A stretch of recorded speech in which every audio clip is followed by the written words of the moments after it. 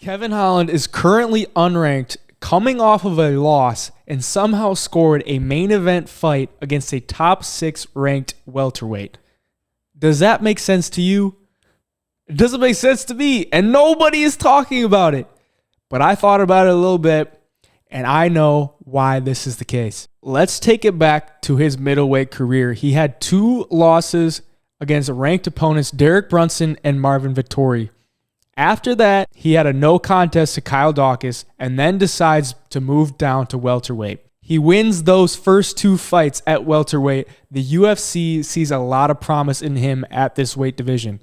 They want more eyeballs on him. They put him on a pay-per-view main card against Daniel Rodriguez, who is another fan favorite. But the catch here is that it's at a catch weight bout, 180 pounds. It has 0 repercussions for the welterweight division. This is where the plan for the UFC went all wrong, and it went all right for Kevin Holland.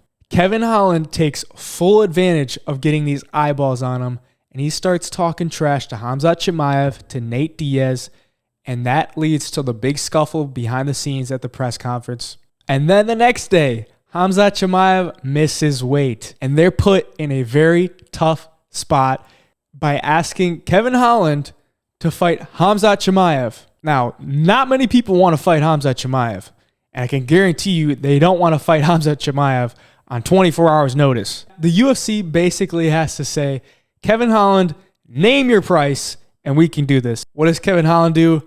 Probably highballs the shit out of him. Kevin Holland got the bag. What happens in the fight? Khamzat Chimaev goes out there and just smokes him. After that, this is where things get interesting. Kevin Holland says he's made enough money and he's retiring. This was the best move he could have made. His fight in the past has nothing to do with him, and now it's him just retiring. In doing this, it gave him 2 avenues of leverage. Number 1, it basically said that fight with Khamzat Chimaev, I wasn't even concerned about winning. I just wanted the money. So you can wipe that loss away. I didn't even care. Number 2, it gains him leverage with the UFC. The UFC paid him a bag to take that fight. They have a lot invested in him. To some degree, they do not want to lose that. By him announcing his retirement, he's basically saying, I have all the money I need. I don't need you guys anymore. What does this lead to? It leads to Kevin Holland making the terms for when he fights, who he fights, and for how much he fights for. So what does Kevin Holland say? He says, I want a main event, not at the Apex, and I want a ranked opponent who I have a good matchup against. And the UFC says, well, we kind of need you back, and we got the perfect person for you. Stephen Thompson, can't really call him Wonder Boy anymore. He's more like the age-old wonder.